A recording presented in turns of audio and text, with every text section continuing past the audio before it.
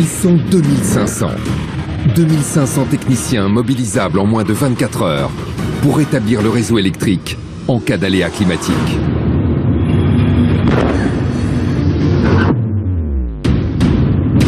Leur mission, protéger l'énergie devenue indispensable à nos sociétés, l'électricité. Tempête d'une rare violence, canicule ou inondation hors norme malmènent chaque année le réseau électrique. Plus d'un demi-million de personnes s'éclairent à la bougie ce soir, c'est du jamais vu. Ces hommes et ces femmes, véritables GIGN de l'électricité, ont une mission. 5 jours pour rétablir le courant au plus grand nombre en cas de catastrophe naturelle. Ah, le vent il s'est levé là d'un coup. Doucement, doucement, doucement, doucement. Pour protéger les 35 millions de clients et les 1,4 million de lignes électriques, cette force d'intervention unique au monde est dotée de moyens exceptionnels. Camions grues, 4x4, hélicoptères, auxquels s'ajoutent des milliers de groupes électrogènes, des pylônes et des centaines de kilomètres de câbles stockés aux 4 coins de la France.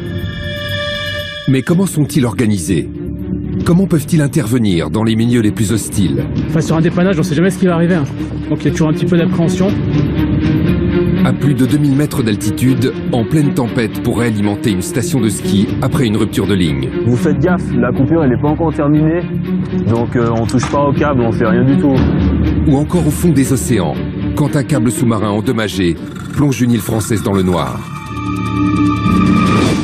Pour le savoir, nous avons suivi pendant 8 mois ces techniciens de l'extrême, regroupés derrière 4 lettres. FIR, Force d'intervention rapide électricité. Une unité d'élite triée sur le volet. Ce que je vous demanderais, moi, donc déjà d'une, la sécurité. On est parti à 20 de Normandie, on rentre à 20. Ils sont tous volontaires, prêts à partir à la moindre alerte et utilisent des systèmes et des technologies de plus en plus précises. La FIR est aujourd'hui indispensable au bon fonctionnement du pays. C'est cette histoire que nous allons vous raconter.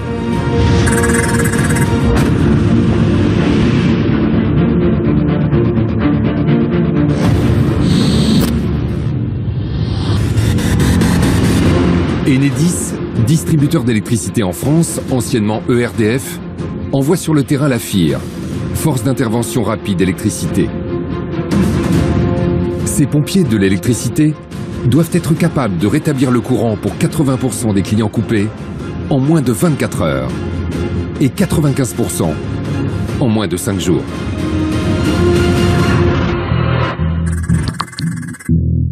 La FIR, c'est une capacité à projeter des milliers de techniciens en 24 heures, n'importe où sur le territoire, pour venir en aide aux équipes locales en vue de réalimenter dans les meilleurs délais.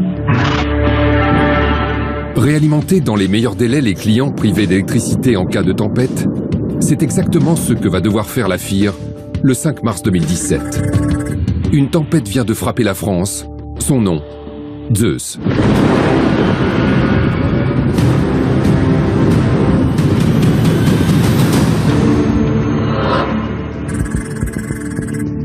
La particularité de la tempête Zeus, on la voit arriver, elle arrive par la pointe Bretagne, elle se développe de plus en plus, devient de plus en plus intense, elle va couvrir un tiers de la France de vent de plus de 100 km/h. Si on regarde toutes les tempêtes depuis 1980 jusqu'à 2017, c'est la plus forte qu'on ait rencontrée. Donc c'est une tempête très violente. La tempête Zeus a fait beaucoup de dégâts, notamment dans le département de la Charente. 260 000 clients privés de courant. Les pompiers de l'électricité sont sur le qui-vive.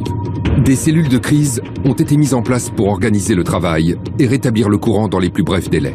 Des cohortes du nord de la France et de la Normandie sont venus en renfort. Ils ont 48 heures pour remettre en marche le réseau électrique. La cellule de crise a été établie dans le secteur de Quimper. Vous êtes déjà arrivé, vous? Oui. Ça va? Vous êtes bien en route? Ces cellules de crise centralisent les informations. Localisation des défauts sur le réseau électrique, prise en compte des dangers liés aux intempéries et dispatch des équipes sur le terrain pour réparer au plus vite le réseau électrique. Ça tombe bien, on avait besoin de vous. C'est vrai? Bon, attends, on est là. Les équipes fonctionnelles, dès qu'elles arrivent, déjà, il y a un maximum d'informations qui soient remontées et qu'on ne perde pas de temps en moyens et matériel. on peut partir et être vraiment très rapide sur l'intervention. Une véritable armée qu'il faut acheminer près du sinistre en moins de 12 heures. Un savoir-faire unique en Europe. Lendemain matin, après une courte nuit. Bienvenue à toutes les équipes de Normandie, on apprécie votre confort. On vient de subir un coup de vent exceptionnel, on voit bien effectivement l'ampleur que ça a pris. Donc on compte sur vous aujourd'hui, bon courage à tous, prudence une fois de plus, parce qu'en plus vous avez vu que les conditions aujourd'hui sont quand même encore exécrables. Ce que je vous demanderais, moi, donc déjà d'une, la sécurité. On est parti à 20 de Normandie, on rentre à 20. Leur mission, réalimenter les 260 000 clients privés d'électricité. Et pour ça, les cohortes se mettent en action.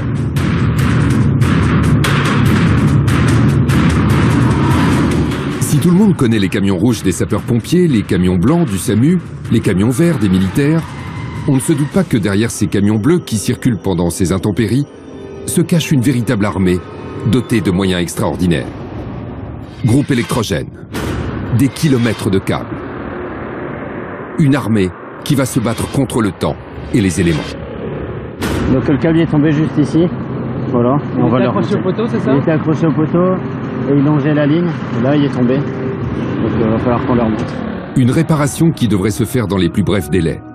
Une bonne nouvelle pour les riverains qui attendaient avec impatience l'arrivée des soldats de l'électricité. Depuis combien de jours êtes-vous sans Depuis courant? hier à 5 h. 5 h du matin. Il y a eu un gros arc électrique vers 5 h du matin, c'est le fil haute tension qui est cassé en fait. Et c'est vrai qu'on est habitué au confort, donc maintenant l'électricité c'est un gros manque.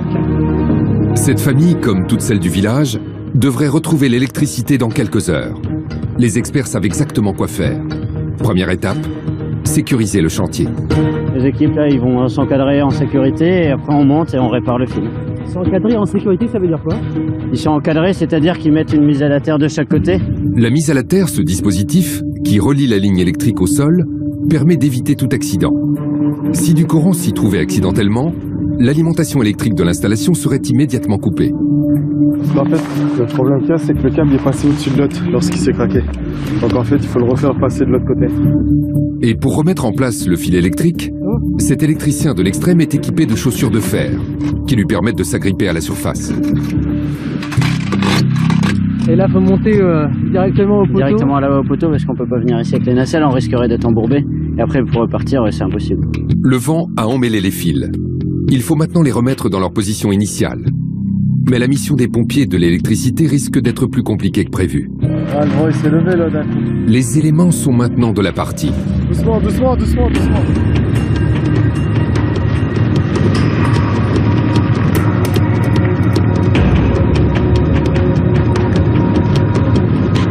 Au terme de plusieurs heures de travail, les techniciens d'Enedis ont réussi à rétablir le courant. C'est bien brûlé, c'est bien. Repose-toi, c'est pas fini. Il y avait eu beaucoup de vent. Mais ça a été. On l'a fait avec. J'avais pas le choix. Faut être motivé quand même, hein. Un minimum, je pense. Sinon, faut pas faire ce métier. Alors que les habitants de la Bretagne et du Finistère commencent à retrouver l'électricité, malheureusement la tempête poursuit son chemin et se dirige vers l'est de la France. La tempête Zos est en train d'arriver sur les Alpes-Maritimes et le Var. Tout l'après-midi, le vent a soufflé par intermittence, mais là, les rafales sont d'une grande violence et on redoute des pointes de 100 km/h par moment. Il est impératif de respecter les consignes de sécurité et éviter de sortir, de prendre la route, des routes qui peuvent être coupées par des chutes d'arbres. Il est aussi judicieux de prévoir des éclairages de secours, même si les équipes d'Enedis et ERDF sont mobilisées. 6 mars 2017, changement de décor. Zeus a traversé la France, et c'est maintenant dans l'Isère que les éléments se déchaînent.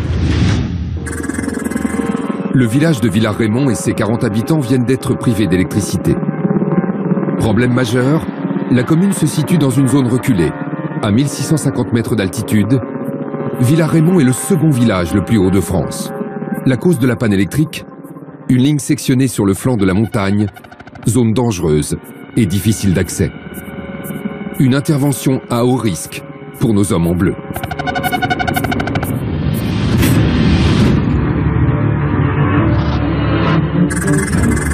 Le réseau électricité, il est partout. Il est sur les zones côtières, il est en haute montagne, il va alimenter les stations de ski à 3000 mètres. Ça veut dire que les techniciens d'Enedis interviennent dans tous ces milieux très divers, parfois hostiles. Retour à Villars-Rémont. La météo empêche toute approche par hélicoptère sur le lieu de l'intervention. On est parti là, on y va.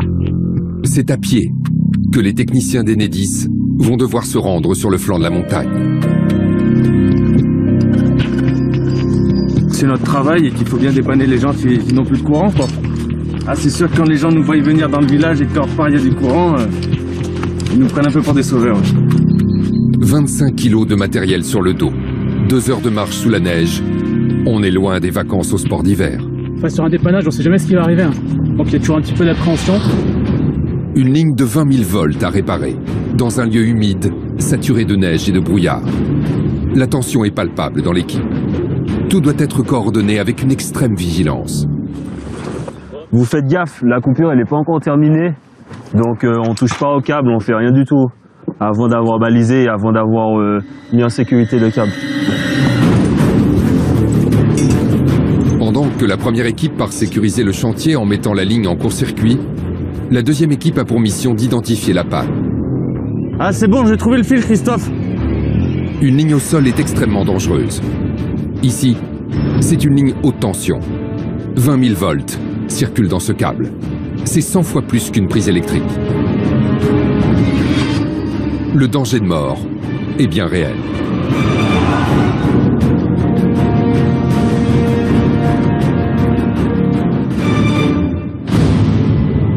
Le courant a été coupé par une agence spécialisée dans la gestion du réseau à distance. Ce qui permet à Jérémy et Christophe de ne prendre aucun risque en manipulant le câble électrique. Ça a été démanchonné, Christophe. Démanchonné, cela veut dire que sous l'effet des rafales de vent, le câble se désolidarise de son fourreau. Il est courant pendant les tempêtes d'une extrême violence que la chute d'arbres ou de branches puisse entraîner de tels dégâts. La neige qui se pose sur les lignes électriques peut également provoquer la rupture des câbles. Il faut passer maintenant à la réparation du câble électrique. Par à droite, à ta droite. Il reste encore des bras. Voilà. Je vais prendre la pince. Mise en place d'un manchon pour joindre les deux extrémités du câble pour pouvoir le maintenir sur un pylône. Ensuite, les électriciens de l'extrême utilisent ce qu'on appelle une sertisseuse portable, spécialement adaptée à ce type d'intervention. Son rôle ? Exercer une pression de 12 tonnes pour bloquer les deux extrémités à l'intérieur du manchon. Impeccable, on fait l'autre côté. On a presque terminé là, celui-ci. Il nous en reste encore un deuxième. On va pouvoir remonter le fil. Et ce n'est pas une mince affaire. Remonter le câble et l'ancrer sur un pylône de 15 mètres de hauteur au-dessus de 900 mètres de vide, avec une température avoisinant les 0 degrés, et pour couronner le tout un peu de neige, les conditions sont loin d'être optimales. La vigilance doit être de rigueur. Ça peut arriver qu'on ait un peu d'appréhension. Enfin, on pense quand même au danger, enfin au risque qu'il pourrait y avoir, que ce soit en hauteur ou pas. En fait, la seule chose à laquelle on pense, qu'on soit à 1 mètre ou à 50 mètres du sol, au final, il faut qu'on soit toujours attaché en sécurité. Pour décupler leurs forces, Jérémy et Christophe vont utiliser un treuil. C'est un appareil de levage qui va leur permettre de monter le câble avec plus de facilité. Bon, ok, c'est parti. Voilà, il vaut mieux, là, il ne veut pas tomber. Là. De toute façon, là, on voit ici, là, on voit le début du ravin. Donc,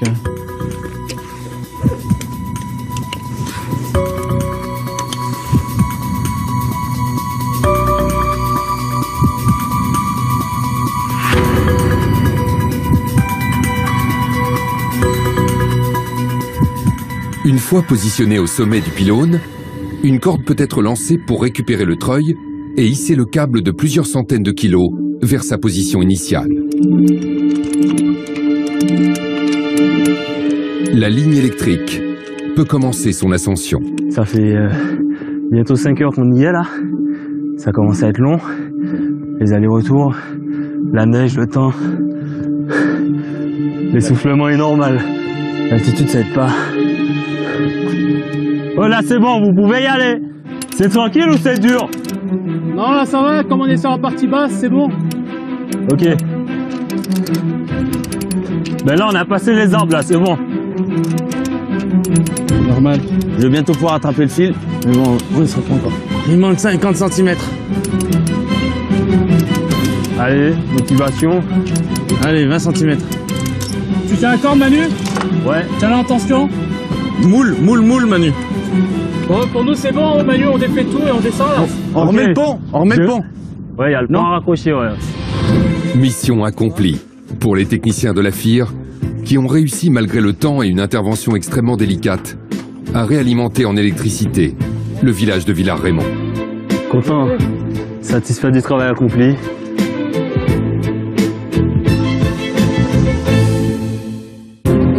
Autre latitude, autre météo. Nous sommes au large des îles du Frioul, à moins de 3 km de Marseille. Ici, une autre mission attend nos pompiers de l'électricité. Et cette fois-ci, c'est au fond de l'océan qu'ils vont devoir intervenir.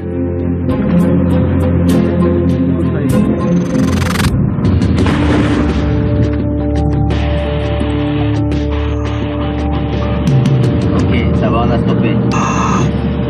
J'envoie la main. Ok, là, vous pouvez me voyez. Un chantier de grande ampleur a été déployé par la FIR, car de violentes marées dues aux intempéries ont malmené un câble sous-marin qui est désormais hors service. Il doit être réparé pour permettre aux 500 habitants de l'île du Frioul de ne pas être coupés du monde. Une opération très délicate. Donc aujourd'hui, ce que les plongeurs, en fait, ils vont donc couper le câble qui est au fond de l'eau. Donc on est à une profondeur de entre 10 et 13 mètres de profondeur. Ensuite, on le relève sur la barge. Ce scaphandrier fait lui aussi partie de la FIR. Il est spécialisé dans ce type d'opération extrême. Il doit localiser le câble de 13 cm de circonférence et utiliser une scie circulaire pour le sectionner. Pour un maximum de sécurité, le plongeur travaille sur un câble qui a été préalablement mis hors tension. Les principales pannes, c'est l'érosion en fait, puisqu'en fait le câble il est quand même malmené par les marées, par les courants, et donc en fait il peut avoir une érosion du câble sur le sol marin. C'est bon, jette-moi de sang, hein. Après avoir été scié, le câble doit être relié par le scaphandrier à une poulie qui permet de le remonter à la surface pour être réparé.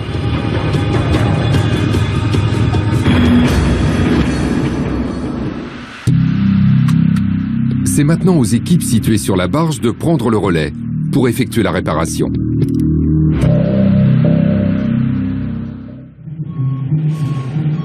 Si aujourd'hui la FIR est capable d'intervenir sur tout le territoire français et même de déployer ses moyens pour aider ses voisins européens à tout moment en cas d'aléa climatique, cette force unique au monde n'a pas toujours existé. Elle est née d'une catastrophe nationale. Nous sommes le 28 décembre 1999. Il y avait tellement de vent que j'ai rien entendu. Jamais vu ça à Paris, en Bretagne, sur la côte oui, mais sur Paris, jamais vu ça. Notre appartement est complètement bousillé. Et heureusement, il y a aucune victime. Ce jour-là, les tempêtes Lothar et Martin, dites tempêtes du siècle, viennent de frapper la France de plein fouet.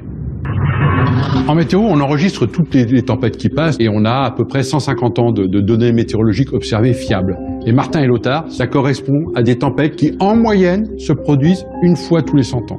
La particularité, c'est que les deux tempêtes qui reviennent tous les 100 ans sont passées à 24 heures d'intervalle. Ça, c'est le hasard.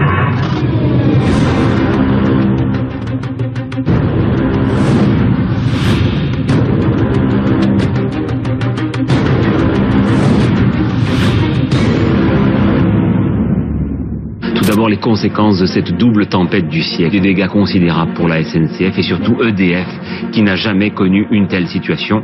2 900 000 foyers, c'est-à-dire 8 millions de personnes au moins, se retrouvent ce soir sans électricité.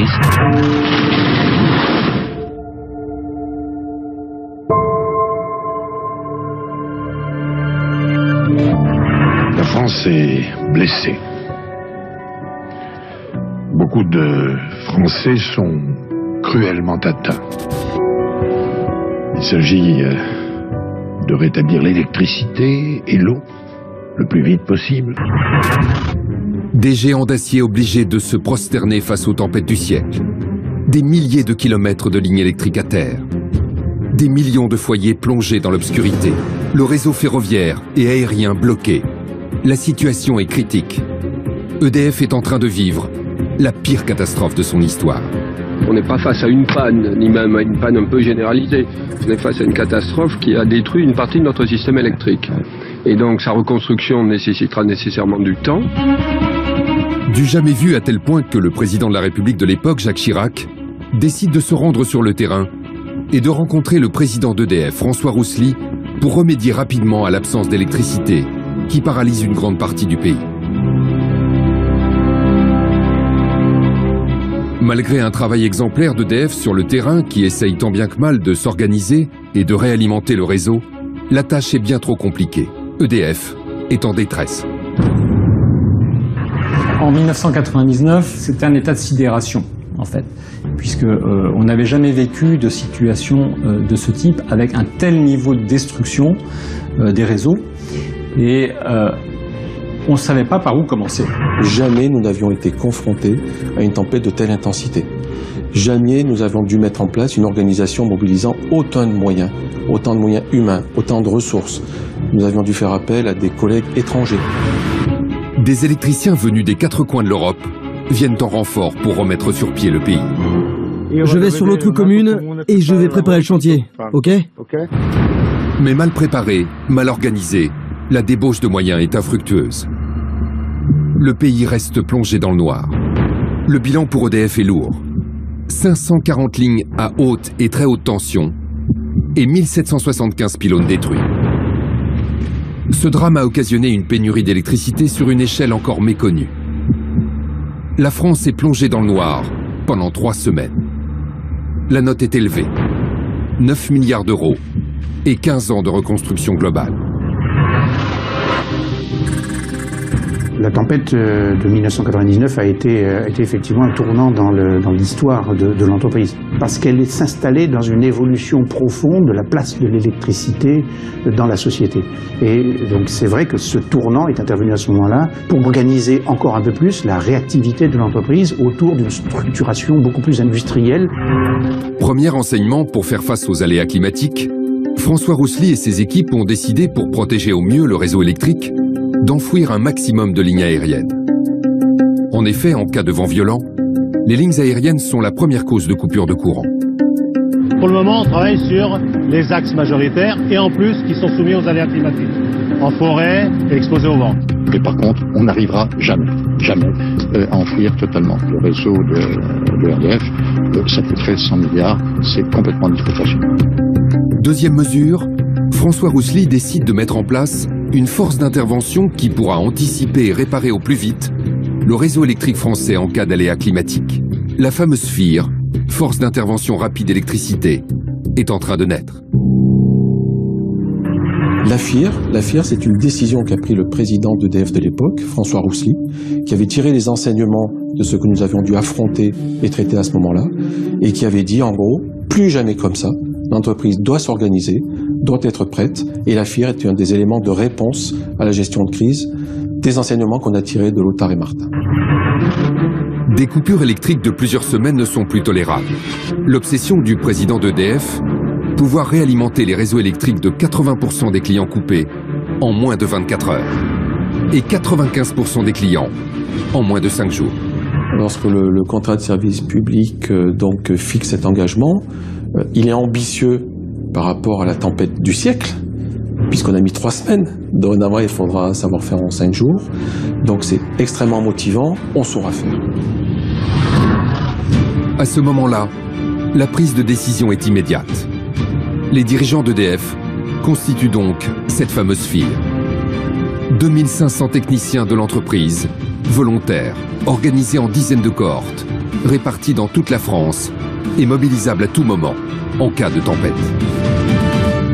Il faut voir la FIR comme une petite entreprise avec un manager responsable de cette petite entreprise, un état-major, des équipes.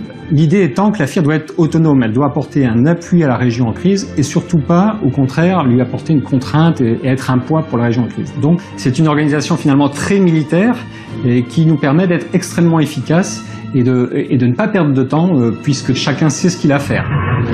Mais ce n'est pas tout. Les dirigeants d'EDF ont aussi décidé de mettre des outils préventifs pour accélérer de manière impressionnante les interventions sur le terrain. Et cela grâce à la mise en place d'un système pyramidal avec des points de ralliement. Au niveau national, on va gérer des moyens supplémentaires qui n'étaient pas disponibles auparavant, qui sont mis en plus pour aider les unités départementales à réparer plus rapidement. Première mesure, la création de 3 plateformes regroupant plus de 1600 groupes électrogènes, positionnés à Aix, Orléans et Bordeaux, prêts à partir en 2 heures pour rétablir le courant de manière provisoire. À cela s'ajoutent 11 plateformes regroupant des centaines de kits de réparation répartis dans toute la France. Elles comprennent le matériel indispensable pour lancer les premières réparations sur les réseaux haute et basse tension. Elles sont pilotées par 30 agences de conduite régionale ACR qui visualisent en temps réel l'état du réseau. Véritable tour de contrôle, elles permettent une résolution rapide des incidents et des coupures en prévenant directement les équipes sur le terrain ou en rétablissant le courant à distance. Et enfin et surtout, un centre météorologique nommé Jericho permettant d'évaluer 2 à 3 jours avant les risques pour le réseau en fonction des prévisions météorologiques.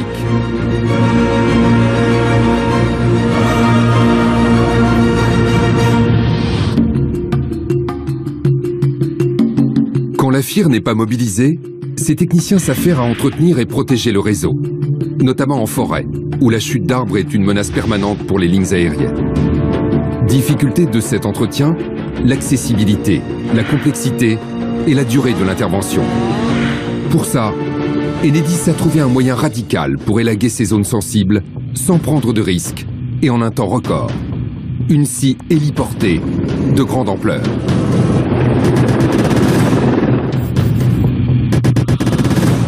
Ville de Tende, dans les Alpes-Maritimes.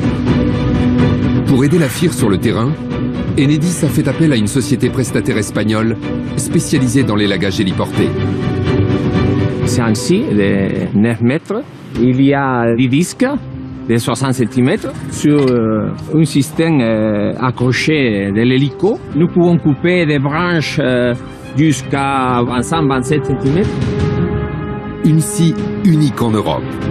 10 disques de 60 cm de diamètre, fixés sur un tube de 20 mètres de long. Nous sommes très loin des dimensions d'une vulgaire élagueuse de jardin.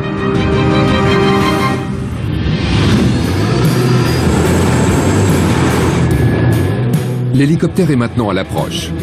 Les techniciens vont pouvoir y fixer la scie. Tu peux commencer par où tu veux.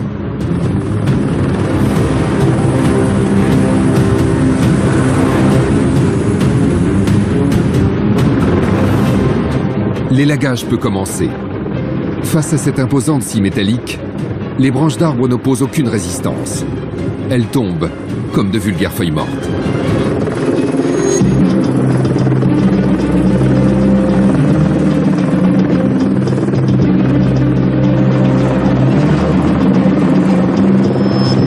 En hélicoptère, on va en avoir pour une trentaine de minutes, 40 minutes au maximum.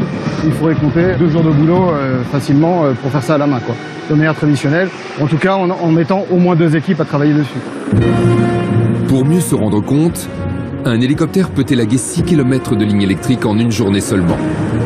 Pour le même travail, une équipe au sol aurait besoin d'un peu plus d'1 mois. Un simple passage de l'hélicoptère permet de rester serein et de ne plus remettre les pieds sur la zone élaguée pendant 3 ans. On a un budget annuel d'un peu plus de 10 à 12 millions d'euros, tout compris sur l'entretien des lignes. Et là, on est à presque 6 millions d'euros, exclusivement dédiés à l'élagage, sur les Alpes-Maritimes et le Var. Il faut compter plusieurs milliards pour l'élagage sur l'ensemble du territoire. Un budget conséquent mais indispensable pour protéger les lignes électriques des chutes d'arbres. La FIR pourra ainsi se déployer sur d'autres zones sensibles en cas de tempête. Et si Enedis veut absolument protéger ses lignes aériennes en cas de tempête, une grande vigilance est aussi apportée aux lignes souterraines. Car si les tempêtes sont inoffensives pour le réseau souterrain, les canicules, elles, peuvent provoquer d'énormes dégâts. 1976, 1983, 2003, 2006, 2017. Les températures grimpent jusqu'à 35 degrés. Et les prévisionnistes annoncent des températures qui pourraient dépasser les 50 degrés d'ici la fin du siècle. Au vu de ces prévisions alarmistes, Enedis a décidé d'investir dans de nouvelles technologies, car les moyens sur le terrain doivent être toujours plus innovants pour intervenir de façon optimale. Dernière innovation technologique en date, un camion bourré d'électronique.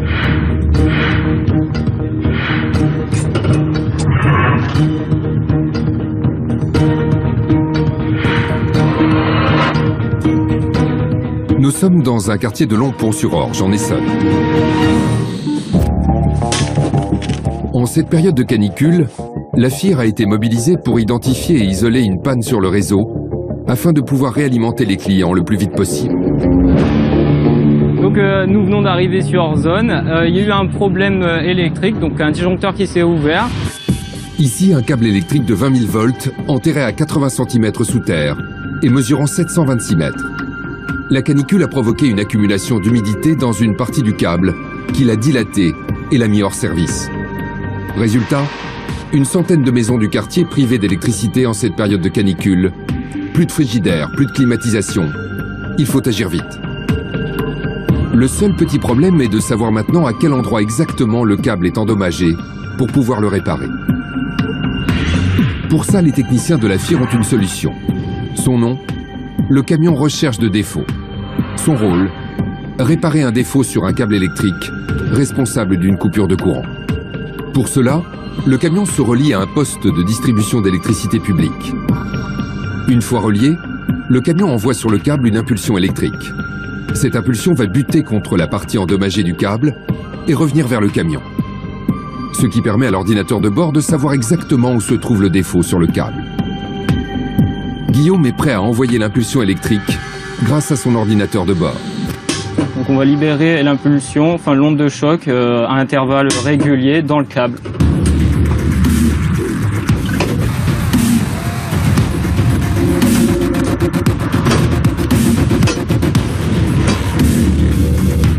Donc on s'aperçoit qu'il y a une divergence entre les deux courbes. Donc en plaçant le curseur, en fonction de la vitesse de propagation, on obtient une mesure. Donc là, le défaut se situe à 28 mètres environ. Guillaume et Olivier savent maintenant où se trouve exactement le défaut sur le réseau. Le plan électrique du quartier va pouvoir les aider à se guider. Alors il part où? Il part où? Il part où? Il part où? Il part... T'as vu comme il part là. Grâce au plan, on a pu faire le cheminement du câble, le suivre. Le défaut se trouve juste ici. Tu vois, 25 mètres, il passe par là. Hein. Ok, ouais. Il fait ça le câble. Il fait ça.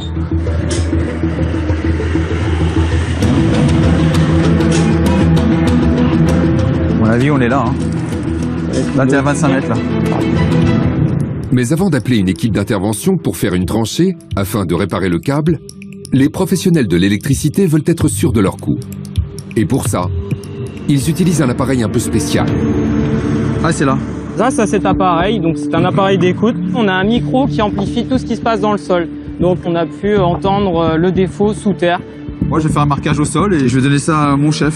Ça marche. Ça marche, pas de souci. Grâce à ce camion détecteur de défauts, plus besoin de faire des saignées de plusieurs centaines de mètres pour rechercher une panne. Les interventions deviennent beaucoup plus rapides. Mais avant d'en arriver à un tel niveau de compétence, il aura fallu 20 ans d'investissement. La FIR, née en 1999, n'a connu son baptême du feu que 10 ans plus tard. Souvenez-vous, c'était en 2009, avec l'arrivée d'une tempête d'une extrême violence.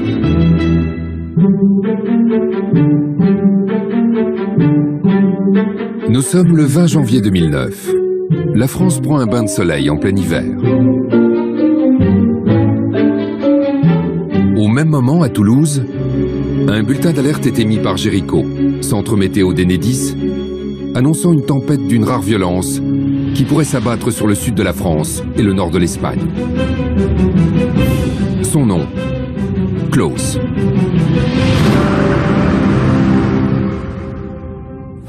Dix ans après sa création, la FIR est pour la première fois mobilisée. En ce jour du 9 janvier 2009, les pompiers de l'électricité ont conscience qu'il ne s'agit pas là d'un exercice.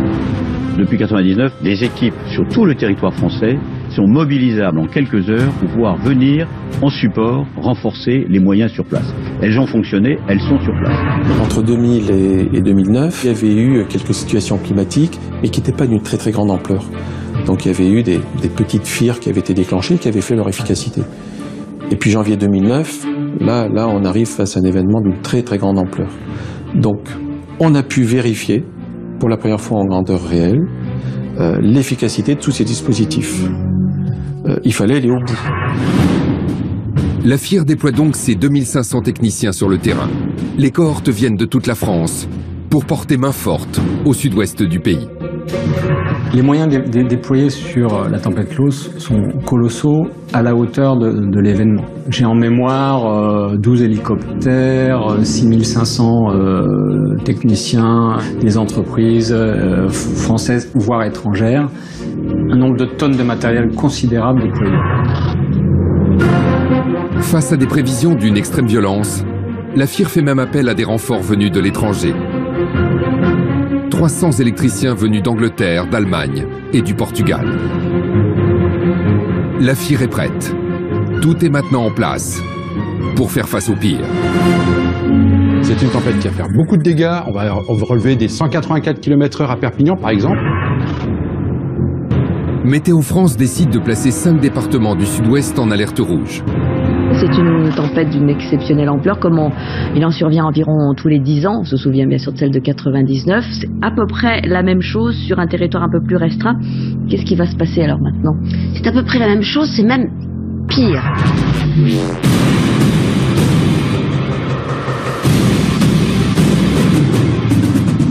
Le vendredi 23 janvier 2009, la tempête Klaus fait une entrée remarquée et fracassante sur le territoire français. Très violent, des coups de vent, tout ça, très violent. Le bruit aussi, ça fait peur, quoi. Les vents violents touchent une zone plus étendue que prévu, incluant le département de la Gironde. Des rafales de vent sont enregistrées jusqu'à 160 km/h à Bordeaux. Un record absolu dans la capitale girondine. 172 km/h pour Biscarrosse. 3h du matin, 3h30 du matin, c'était une catastrophe. On ne savait pas que ça allait pousser comme ça. Ça allait pousser comme d'habitude, 120, 130. Le ce qu'il y a, c'est que c'était des vents tourbillonnants. Aéroport fermé, trafic ferroviaire interrompu, dégâts matériels incommensurables. Côté électricité, c'est 1 700 000 foyers privés de courant dans un large quart sud-ouest.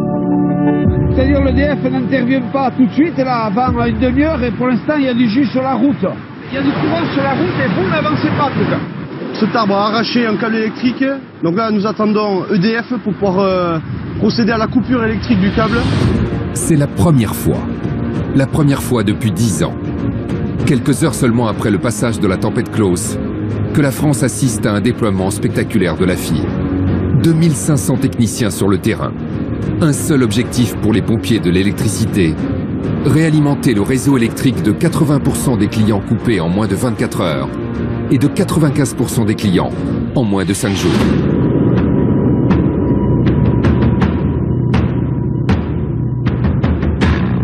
Les moyens déployés sont colossaux et vont faire cette fois la différence. On est arrivé avec une FIR organisée, prête à intervenir, dans une région qui avait anticipé notre arrivée, qui avait préparé notre arrivée, et on a été immédiatement opérationnel. 2275 groupes électrogènes ont été acheminés sur le terrain afin de créer des points d'alimentation électrique sans attendre la remise en état du réseau. Plus de 8000 tonnes de matériel sont débarquées sur le théâtre des opérations. 600 km de câbles, 12 500 pylônes, 3 Airbus et une douzaine d'hélicoptères sont mobilisés pour relever le défi. Pas question pour ERDF de ne pas tenir ses engagements. La pression est trop importante.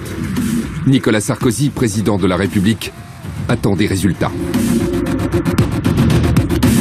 1999, il avait fallu attendre 3 semaines pour que tout reprenne. Là, on s'est mis un challenge très fort, essayer que sous quelques jours, tout soit remis d'équerre en quelque sorte. C'est une affaire d'une petite semaine. Ce sont 75% des clients qui seront réalimentés dans les 48 heures et 96% en 5 jours, conformément aux engagements pris dans le cadre du contrat de service public. Le 2 février, 99% des clients seront réalimentés.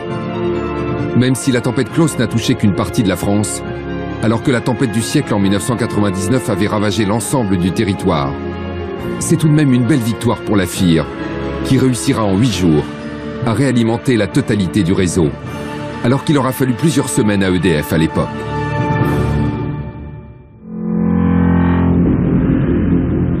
Ces succès sont en grande partie liés au système de prévision météorologique d'Enedis, Jericho. Si on ne peut pas maîtriser les phénomènes naturels, on peut les prévoir. Avec les outils qu'on a développés en matière de prévision, on arrive aujourd'hui à anticiper et prévoir l'événement, voire dans certains cas prévoir et déployer des ressources matérielles et humaines avant même que l'événement se produise. Grâce à Jericho, centre météo d'Enedis situé à Toulouse, opérationnel 24 heures sur 24, 7 jours sur 7, la FIR peut anticiper les aléas climatiques et déployer ses forces avant même qu'une catastrophe ne survienne. La terminologie Jericho signifie d'ailleurs gestion des risques quotidiens.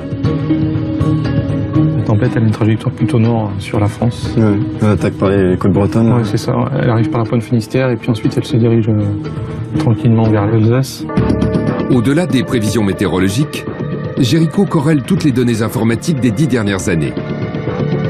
Alors quelques jours avant, quand un phénomène sans précédent fait son apparition sur la façade atlantique, Jericho sait précisément quelle partie du territoire sera impactée, offrant ainsi une lecture précise de ce qui va arriver. Donc, quand on identifie un risque de tempête, on va identifier les zones les plus impactées et s'il y a une vulnérabilité pour le réseau électrique, alerter Enedis par le biais d'un bulletin d'alerte. Ces alertes permettent d'anticiper la mobilisation matérielle et humaine en amont des tempêtes pour permettre à Enedis d'effectuer rapidement la mise en place des cellules de crise au niveau national et local. De définir aussi les renforts des équipes sur le terrain, mais aussi de mobiliser les centres d'appel et les centres de dépannage.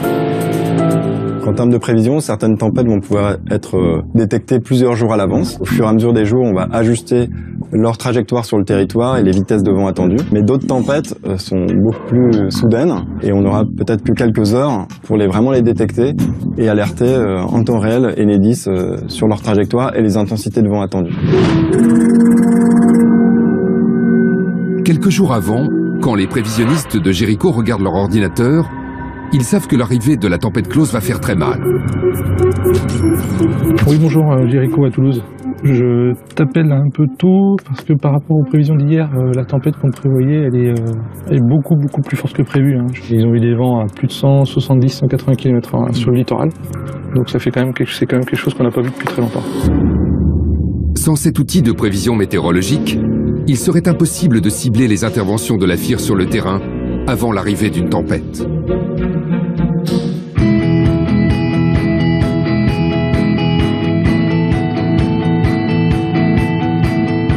2009. Une bataille de gagner, mais la guerre est loin d'être terminée. Bien loin d'être terminée. 14 tempêtes et chutes de neige extrêmes vont toucher la France entre 2009 et 2015. Quintan, Cynthia, Joachim, Dirk et dernièrement Zeus. Des phénomènes naturels d'une extrême violence, auxquels la FIR a réussi à faire face avec toujours plus d'efficacité, comme lors de cette nuit de mars 2017, où la tempête Zeus avait endommagé bon nombre de lignes électriques en Bretagne. On a une ligne qui est tombée. Apparemment, il y aurait une serre qui s'est envolée, qui a arraché la ligne. Donc là, on va raccrocher ces deux lignes qui sont là. On va les réparer. Vous voyez le fil fait ça. Là, c'est bon, il est dans l'axe. Il est 3 h du matin. Les équipes sont sur le terrain depuis 2 jours. Et trouver un câble au milieu de la nuit n'est pas chose facile. On doit avoir à peu près 8 transfos dans le noir. Donc à chaque fois avec un petit hameau. Donc les gens sont à la bougie en ce moment? Pour l'instant, ils sont à la bougie, oui, puis on va réparer ça. Première étape pour les électriciens de l'extrême, raccorder les deux lignes et les hisser sur le pylône. Une opération plus compliquée que prévu, surtout quand celle-ci est réalisée au milieu d'un vignoble. Ça c'est l'autre morceau? Voilà, c'est ça. En fait là on a refait celui-là là-bas, on a mis un morceau plus long. Là on va les accrocher les deux. Tu tournes à l'envers. C'est à l'envers?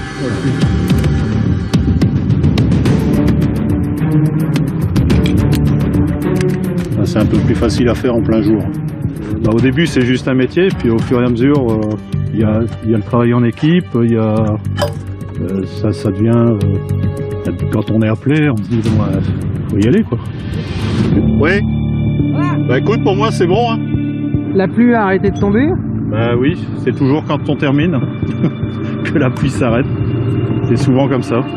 Grâce à cette opération, 8 hameaux ont été réalimentés en moins de 48 heures. Pour info, tu sais combien de clients on remet? Un bon 500 clients. Un bon 500 clients, bah c'est formidable. On sera pas venu pour rien. On est pas mal quand même. Hein. Ouais. Oh non, c'est parfait. On va voir des lumières se rallumer dans les maisons. Ça va faire plaisir.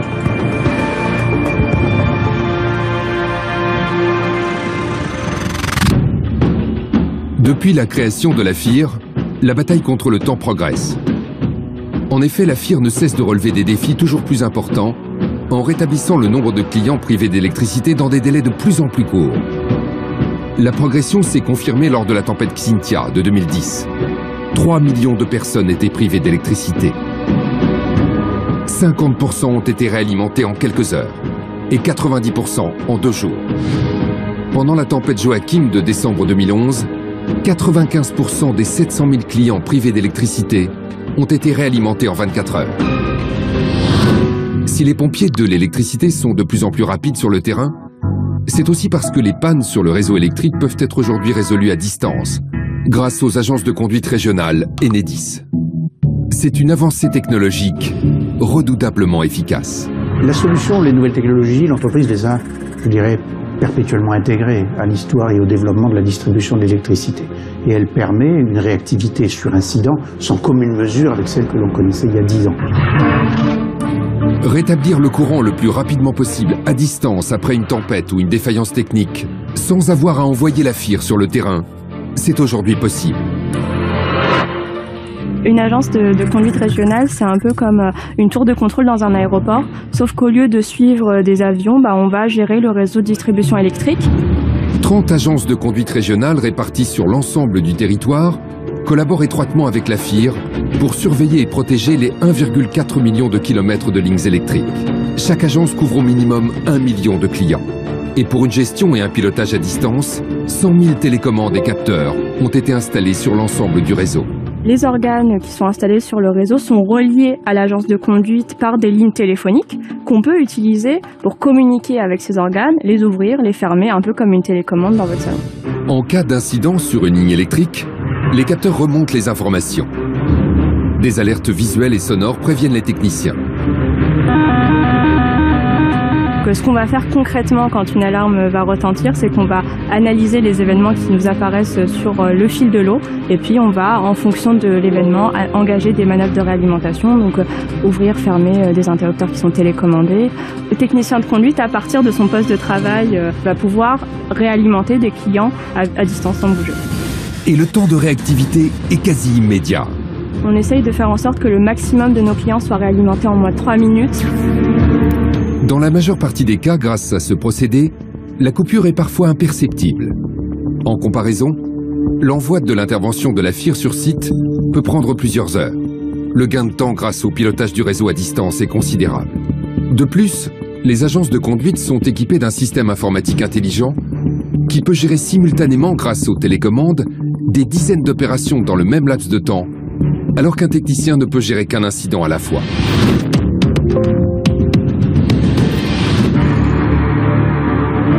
Mais les télécommandes ne sont pas encore présentes sur l'ensemble du territoire. Dans ce cas, un opérateur reprend la main. Le souci donc là, c'est qu'on a une ligne qui est tombée effectivement à cause du vent là. Ouais. Donc il va falloir envoyer du monde. On risque par contre de mettre pas mal de temps, donc il faudrait voir peut-être pour envoyer des groupes électrogènes dans ce cas-là. Des groupes électrogènes, on a des clients prioritaires sur cette graphe ou pas? Non. Des priorités, comme les hôpitaux, les services gouvernementaux et les secours. Il s'agit maintenant de gérer l'intervention en cours avec l'aide de la FIR sur le terrain. Romain Serre, bonjour. Ouais. Ok, t'es arrivé sur place? Ce qui t'indique, ton défaut, il fonctionne ou pas? Ouais. D'accord, il t'indique un rouge côté réseau. Ok, ça marche. Tu te mets en sécurité, s'il te plaît, je vais remettre sous tension le câble. Eh ben écoute, on a quasi le défaut, je vais appeler le BEX là pour donner le retrait sur le câble et puis on va faire la réparation. Je te remercie, à plus. Salut. Dans quelques années, l'ensemble du réseau électrique devrait être équipé de télécommandes. La volonté d'Enedis, c'est d'accélérer encore cette automatisation pour réalimenter au plus vite nos clients particuliers. Et cette automatisation passe aussi par la mise en place de cartes électroniques pour gérer et piloter les organes indispensables à la distribution d'électricité en France, les postes sources. C'est ce qui permet de transformer l'électricité qui arrive directement des centrales nucléaires et de le distribuer à chaque client. Il en existe 2260 dans toute la France et 36 à Paris. Ces sites doivent être absolument protégés par les techniciens de la FIR en cas d'aléa climatique. Ces organes sont indispensables à la bonne distribution de l'électricité. Pour des raisons de sécurité, ces lieux sont tenus secrets. Oui, c'est Maxime au poste d'Alma. Oui, je t'appelle pour t'informer qu'on va rentrer dans la cellule transformateur. Si ces postes sources sont aussi importants, c'est parce que derrière cette porte blindée se trouve la cellule du transformateur. 225 000 volts arrivent ici. C'est 1000 fois plus puissant que ce que l'on trouve dans une prise électrique. Cela correspond à 100 millions de watts. En fait, on est sur une cellule blindée car un transformateur est un organe sensible. En fait, si nous avons un défaut à l'intérieur de ce transformateur, il peut se produire un énorme incendie. Donc on protège nos bâtiments et les tiers avec des cellules blindées et des grosses protections incendie qui nous permettent de sécuriser entièrement le quartier.